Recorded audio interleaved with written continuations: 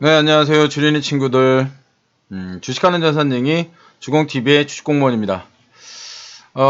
지난주에 주식공무원은 미드웨이란 영화를 봤는데요. 그 이후에 뭐 진주만이라든지 아니면 도라라든지 이렇게 2차 세계대전과 관련된 이런 영화들을 찾아보고 있는데 실제로 이란과 그 미국이 이런 전운이 감돌고 있는 상황이어서 조금 기분이 묘합니다. 진주만 공격이 미국이 일본에 대한 어떤 석유 수출을 막음으로 해서 시작되었다는 사실 알고 계신가요? 이처럼 에너지는 예전부터 아주 중요한 어떤 갈등 요소였는데요. 어제 트럼프의 에너지 자원에 대한 패권에 대한 어떤 음모론에 대해서 주식공무원이 좀 말씀을 드렸는데, 어제 뉴스를 보니까 셰일가스에 대한 관련된 뉴스들이 엄청 많이 나오더라고요. 뭐 이게 이제 이란산 원유를 대체하기 위한 어떤 하나의 방법으로 셰일가스 관련된 어떤 관련주들에 대한 또 셰일가스에 대한 어떤 관심이 높아지고 있는 상황인 것을 보여주고 있는 것 같은데, 그래서 셰일가스 관련주들을 지금 사야 된다.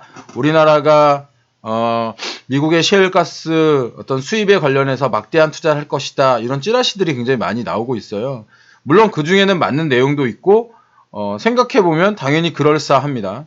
그런데 저는 항상 말씀드리는 것이 어떤 타이밍에 대해서 좀 말씀을 드리잖아요. 어떤 에너지 관련된 수급에 관련된 아니면 투자에 관련된 인프라에 관련된 것들은 롱텀, 그러니까 장기적인 투자 관점에서 되어져야 하는데, 지금은 어떤 그 전쟁이 일어날지도 모른다는 어떤 극단적인 상황 때문에 셰일가스와 셰일가스 관련된 종목들에 대한 이슈가 집중되고 있는 겁니다. 일단 지금 현재 겨울이 매우 따뜻합니다.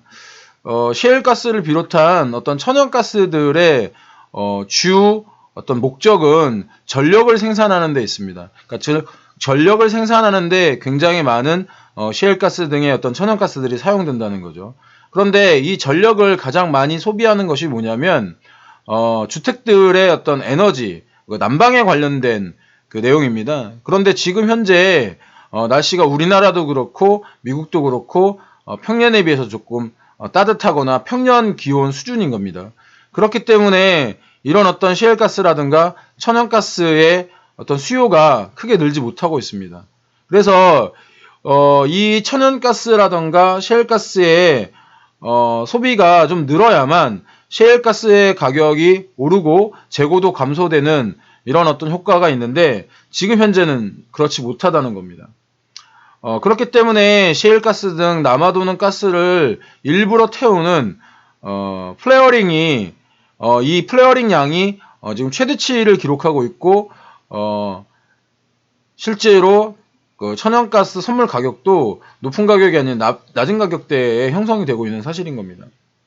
그래서 이런 어떤 아까도 말씀드린 플레어링으로 공급을 조절하겠다고 하는 이런 노력을 하고 있는 상황에서 시장이 별로 좋지 않으니까 이런 금방이라도 석유를 천연가스로 셰일가스로 대체할 수 있는 할 것 같은 이런 상황이 나오고 있는데, 이런 찌라시는 조금 믿지 않으시면 좋을 것 같고요. 또한 아까도 말씀드렸지만 상황이 좋지 않은 상황이다 보니 무슨 비트코인 가격이 2만 불까지 다시 오를 것이다. 이런 어떤 그 찌라시들도 나오고 있는데, 실제로 미국과 이란의 갈등이 커지면서 그 전통적인 어떤 보수적인 관점의 금값이라던가 채권 가격은 조금 오르고 안전자산으로 조금 쏠리는 경향은 있습니다.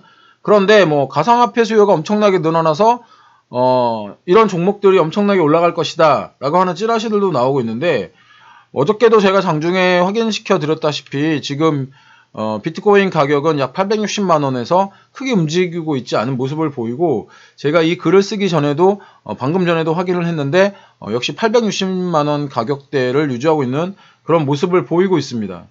그런데 어저께 그 개별 종목들 중에 비덴트라던가 또는 팍스넷이라던가 이런 어떤 그 종목들이 조금 그 거래량을 만들어내면서 이렇게 그 움직이는 모습을 보였는데요. 실질적으로 제가 장이 종료한 후에 이 종목들의 수급을 살펴보았더니 개인들만 샀고 외국인들은 순매도한 그런 모습을 보였습니다. 그렇기 때문에 뭐 차라리 해증을 원하신다면 아까도 제가 말씀드렸다시피 달러나 금에 대한 투자가 조금 더 이런 찌라시에 대한 투자보다 훨씬 더 나은 어떤 그 선택이라고 볼 수 있습니다. 주식 공무원은 아직 그 미국과 이란의 어떤 확전이나 전면전에 대한 확률은 높지 않다고 생각을 하고 있습니다.